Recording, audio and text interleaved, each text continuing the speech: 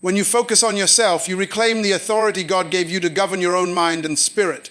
Most people spend their entire lives trying to fix, control, monitor, judge, and correct everything outside of themselves while ignoring the one assignment God actually gave them: self-governance. You were never created to manage people, you were created to manage yourself. The reason many believers feel drained, confused, overwhelmed, or spiritually suffocated is because their attention is scattered everywhere except where God planted their true power. Focusing on yourself is not selfishness. It is stewardship. It is recognizing that the kingdom of God operates from the inside out, not the outside in. Every time you shift your focus away from yourself, you surrender a piece of the authority God intended for you to walk in. Anything you do not master in yourself will eventually master you, because whatever you ignore within becomes a silent ruler over your emotions, your decisions, your peace, and your destiny.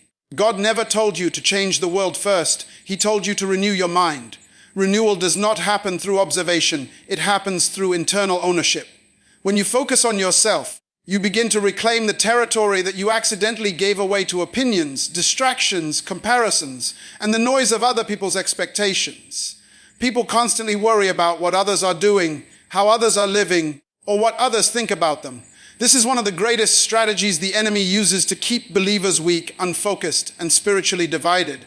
Satan does not destroy you by attacking your power. He destroys you by distracting your focus. If he can make you invest your emotional energy in things that have nothing to do with your assignment, he has already defeated you without even touching you. When you focus on yourself, you break the cycle of emotional slavery. You stop giving people free access to your peace, your thoughts, and your purpose. You stop giving situations the power to rearrange your spiritual posture. You stop giving your past the permission to write your future. You stop giving your fears the ability to dictate your obedience. When you focus on yourself, you awaken the authority that God breathed into you before you were even formed.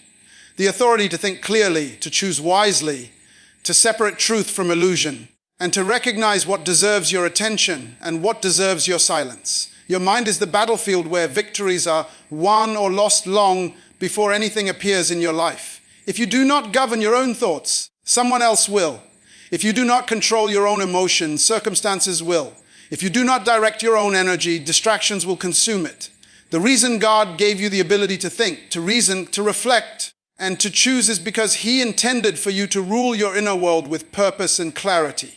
When you neglect your inner world, your outer world becomes chaotic.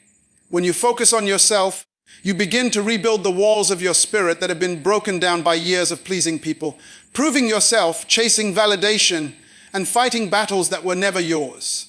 When you focus on yourself, you begin to see that the greatest war you will ever win is the war against your own undisciplined mind. You cannot rise above the level of the thoughts you entertain daily. The mind you feed is the life you create. If you constantly focus on others, your mind becomes a mirror of comparison instead of a garden of growth. You begin to measure your journey by someone else's timeline, someone else's success, someone else's approval, someone else's behavior. This leads to insecurity, jealousy, frustration, and emotional exhaustion. God never created you to compare. He created you to cultivate. Cultivation requires attention, intention, and discipline. When you focus on yourself, you begin to cultivate the gifts, the ideas, the dreams, and the identity God placed inside of you. You begin to water the seeds He planted in your spirit instead of watering the weeds that others throw at you. Focusing on yourself means taking responsibility for your reactions, your habits, your triggers, your beliefs, your discipline, and your spiritual alignment. It means holding yourself accountable for the things you tolerate, the people you allow, the environments you stay in, and the thoughts you choose to entertain. You cannot pray for peace while entertaining chaos. You cannot pray for direction while feeding confusion. You cannot pray for breakthrough while holding on to behaviors that break you. When you focus on yourself, you start identifying the patterns that keep repeating because you never confronted them.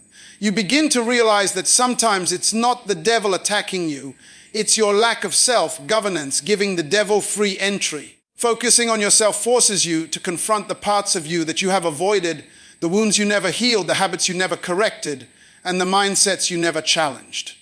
Self-focus is spiritual maturity. Immature believers want to be rescued. Mature believers want to be responsible.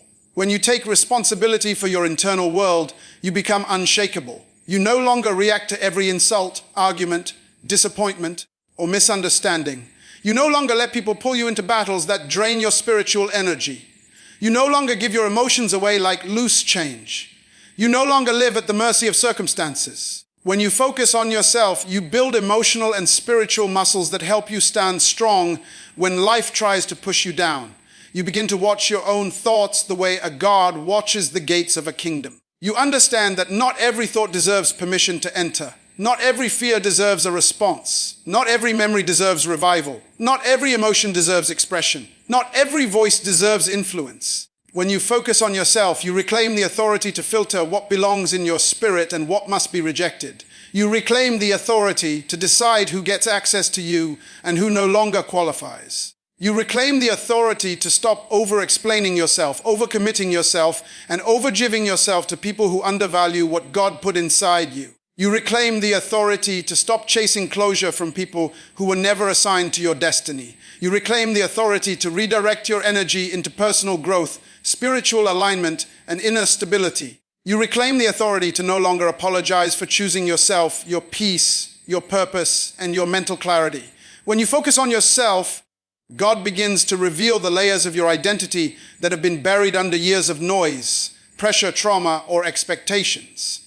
You begin to see your own value with clarity instead of through the distorted lens of insecurity. You begin to recognize that your worth is not determined by who accepts you or rejects you. You begin to understand that the greatest investment you will ever make is the investment you make into your own spiritual and emotional growth. You realize that every time you focus on yourself, heaven focuses with you. Because God can only bless the version of you that is aligned, disciplined, stable, and aware of who you are in Him. When you focus on yourself, you stop running after things that drain you and start gravitating toward things that grow you. You stop living in reaction and start living in intention. You stop surviving and start becoming. You stop doing life blindly and start walking with awareness. You stop giving energy to what distracts you and start giving energy to what transforms you. You begin to discover strengths you never knew you had, weaknesses you finally confront, habits you finally break, boundaries you finally establish, and clarity you finally embrace. You begin to step into a version of yourself that was always there, but hidden beneath layers of noise. Focusing on yourself is not isolation, it is elevation. It is the place where God redefines you, restructures you, and restores you. When you focus on yourself, you give God permission to work deeply instead of superficially. He begins to cleanse your motives, refine your character, sharpen your discernment, and strengthen your spirit. He begins to show you where you slipped, where you settled, where you surrendered pieces of yourself that belonged only to Him. He begins to teach you how to respond instead of react, how to wait instead of worry, how to observe instead of absorb, how to stay grounded instead of scattered, how to choose peace instead of panic. Focusing on yourself transforms you into someone who no longer wastes time, energy, or emotion on things that do not align with your calling. When you focus on yourself, life becomes clearer. Decisions become easier, boundaries become stronger, relationships become healthier, peace becomes normal, confusion becomes foreign, stress becomes temporary, growth becomes natural, purpose becomes visible. You begin to wake up with intention instead of anxiety. You begin to trust yourself because you finally know yourself. You begin to walk with confidence because you finally understand your spiritual authority. You begin to speak with clarity because your mind is no longer drowning in noise. You begin to live from a place of fullness instead of emptiness. You begin to move from a place of wisdom instead of impulse. Everything you desire in life, peace, stability, clarity, purpose, alignment, growth, wisdom, flows from self-focus. Not the self-focus of the world, which is rooted in pride, ego, and self-worship, but the self-focus of the kingdom, which is rooted in accountability, discipline, spiritual maturity, and internal transformation. True self-focus is the ability to look at your life and say, I cannot control others, but I can control myself. I cannot change their behavior, but I can change my response. I cannot rewrite their narrative, but I can rewrite my mindset. I cannot manage their emotions, but I can master my own. I cannot stop their actions, but I can stop my reaction. I cannot choose for them, but I can choose for myself. This is where authority begins. This is where freedom begins. This is where transformation begins. And this is where destiny unlocks. Staying calm is not silence, it is spiritual strategy that exposes what noise tries to hide. There are battles you will never win by speaking, reacting, arguing, defending, or proving anything. Some victories only come to people who have mastered the power of remaining calm. Calmness is not weakness, it is authority. It is the posture of a person whose spirit is anchored so deeply that external chaos cannot penetrate their internal world. When you stay calm, you are not surrendering, you are governing. You are exercising dominion over your emotions, your reactions, and the atmosphere around you. Every time you choose calmness over reaction, you elevate yourself above the trap that was designed to make you fall. There are people who expect your anger, who wait for your reaction, who feed on your emotional response because it gives them power over you. Calmness takes back that power. Calmness disarms manipulation. Calmness confuses the enemy because he does not know how to fight someone who refuses to be moved. Staying calm is the language of spiritual intelligence. It is the ability to recognize that not every noise deserves your voice. Noise is designed to distract, provoke, or weaken you, but calmness reveals the truth behind it. When you are calm, you start to see the real motives of people. You see the insecurity behind their arrogance, the fear behind their aggression, the jealousy behind their criticism, the confusion behind their anger. Noise always hides something, but calmness exposes it. The person who stays calm sees what others cannot see. They hear what others overlook. They understand what others misinterpret. Noise confuses the undiscerning, but calmness clarifies the atmosphere. When you respond in calmness, you remove the enemy's ability to manipulate your emotions. You take away the fuel that conflict needs to grow. You break the pattern of reacting to every trigger, every insult, every misunderstanding, and every attack. Calmness is a spiritual shield. It protects your peace, your clarity, your identity, and your purpose. When you stay calm, your mind stays open. When you stay calm, your spirit stays connected to God. When you stay calm, your discernment sharpens. When you stay calm, you can see the battle from above instead of drowning in it. The enemy wants you emotionally reactive because a reactive person is a blind person. Anger blinds you. Frustration blinds you. Fear, anxiety blinds you. But calmness opens your eyes. Calmness allows you to see the strategy behind the situation instead of the surface. Calmness helps you understand what to ignore, what to confront, what to walk away from, and what to pray over. Calmness positions you to act with wisdom instead of impulse. And wisdom always wins battles that emotion loses. Staying calm is not silence, it is discipline.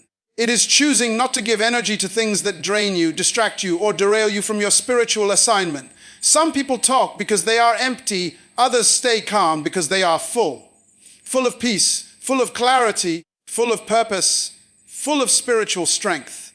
Calm people are not passive, they are powerful. They are not avoiding confrontation, they are choosing their battleground. They are not suppressing emotion, they are mastering it. There is a version of you that emerges when you stay calm, a version that is wise, stable, grounded, unshaken, and spiritually aligned. Chaos cannot control a calm mind.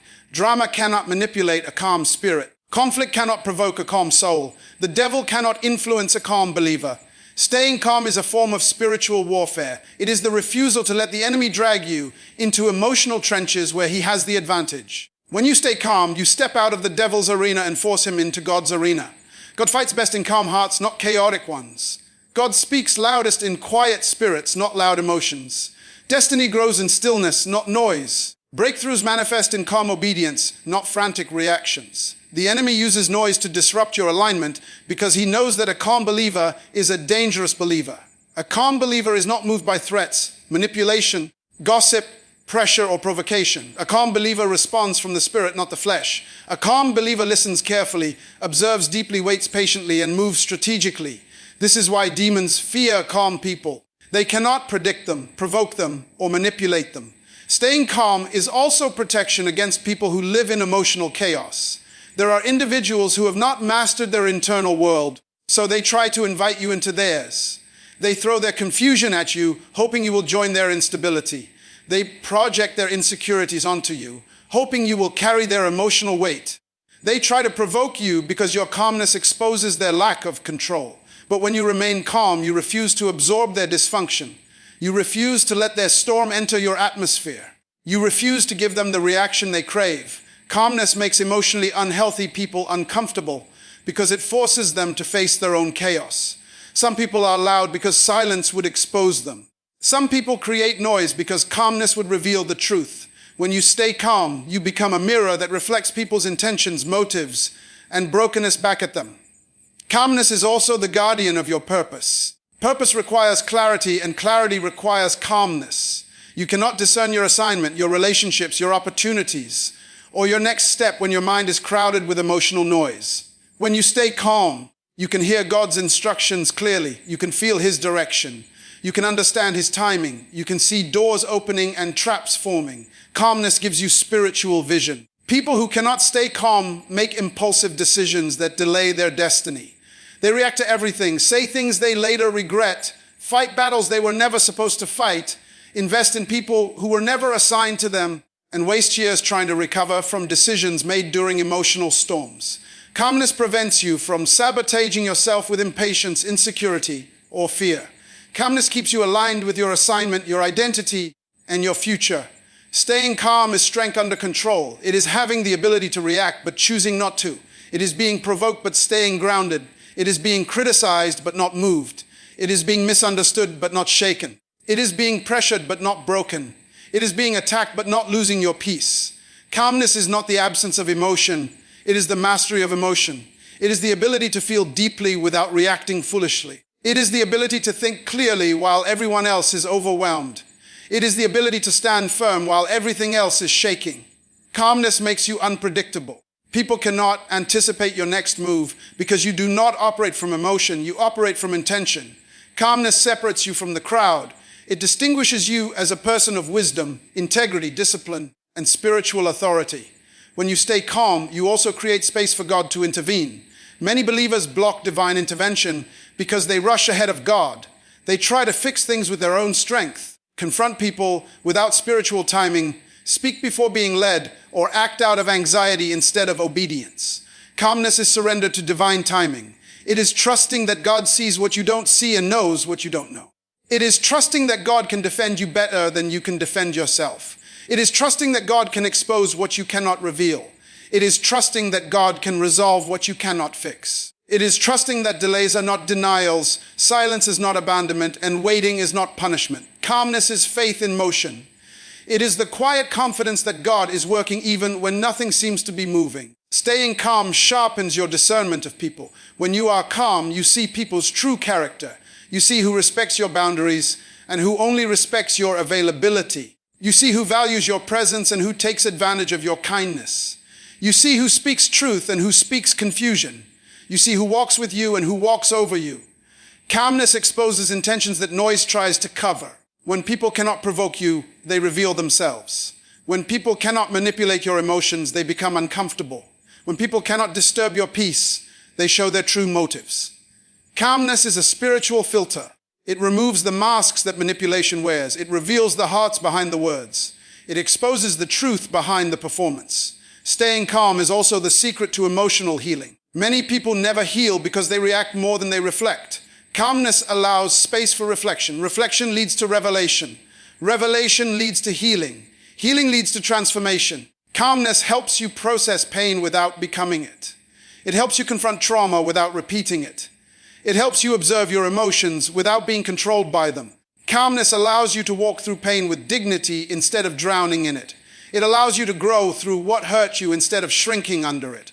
There is power in choosing calmness when everything around you demands chaos. There is strength in choosing restraint when everything around you pressures reaction. There is wisdom in choosing silence when everything around you pulls you toward noise. Calmness is not the absence of battle. It is the mastery of positioning. Calmness does not mean the storm is small. It means your spirit is bigger. Calmness does not mean you ignore the problem. It means you refuse to let the problem define you. Calmness is not about suppressing the storm. It is about transcending it. Calmness is not about pretending everything is fine. It is about knowing that everything is under control. Staying calm turns you into a warrior that the enemy fears, people respect, and God can trust. Calmness is spiritual maturity in action. It is emotional intelligence in practice. It is divine wisdom in expression. It is the mark of someone who understands that destiny is too valuable to be disrupted by temporary noise. Calmness is the silent atmosphere where your greatest breakthroughs begin to form. The moment you master your inner world, the outer world loses its power to control you. Most people live their lives as prisoners of circumstances, prisoners of emotions, prisoners of opinions, prisoners of their past, and prisoners of the unpredictable storms that life throws at them. But the truth is simple: nothing on the outside can dominate you unless something on the inside agrees with it. Every battle you face begins inside you long before it appears around you. Every victory you win is born in silence before it is seen in public. Mastery of the inner world is the foundation of spiritual authority, emotional stability, mental clarity, and purposeful living. When you master your inner world, you rise above the reach of manipulation, intimidation, fear, confusion, and external chaos. You become a person who walks with an atmosphere of certainty, even when surrounded by uncertainty. You begin to live from a place of power instead of reaction, alignment instead of confusion, wisdom instead of impulse, identity instead of insecurity. Mastering your inner world means taking full responsibility for your thoughts, your emotions, your responses, your triggers, your habits, and your spiritual posture. It means no longer blaming situations for your state of mind. It means no longer giving circumstances permission to dictate your peace. It means no longer allowing people to determine your mood or direction. It means stepping into the authority God already gave you to govern your own soul. When the inner world is ungoverned, the outer world becomes overwhelming. But when the inner world is disciplined, the outer world becomes manageable. Storms do not destroy people. Storms expose their inner condition. Pressure does not break people. Pressure reveals their inner structure. Opposition does not defeat people. Opposition unmasks the inner space where weakness has been allowed to grow. Your inner world is the root. Everything in your outer life is the fruit. If the inner world is chaotic, the outer world will reflect confusion. If the inner world is fearful, the outer world will feel threatening. If the inner world is insecure, the outer world becomes a stage for comparison. If the inner world is wounded, the outer world keeps triggering that wound. But if the inner world is healed, the outer world loses its ability to reopen old pain. If the inner world is grounded, the outer world cannot shake you. If the inner world is focused, the outer world cannot distract you. If the inner world is peaceful, the outer world cannot steal your calm. If the inner world is aligned with God, the outer world becomes under your feet. Mastering your inner world begins with mastering your thoughts. Thoughts are not harmless visitors, they are architects. Every thought you allow to remain becomes a brick in the structure of your life. Some thoughts build you, others break you. Some thoughts strengthen you, others weaken you. Some thoughts elevate you, others confine you. You cannot control which thoughts knock on your mental door, but you can control which ones you invite in. You can choose which thoughts become tenants in the home of your mind. Inner mastery means screening every thought and asking, does this align with who I am? Does this align with my purpose? Does this align with God's truth? Does this thought serve my destiny or sabotage it? People who lack inner mastery allow negative thoughts to dominate them without challenge. They dwell on fear until fear becomes their lens. They dwell on insecurity until insecurity becomes their identity. They dwell on doubt until doubt becomes their default response. But when you master your inner world, you challenge every thought that threatens your peace or purpose.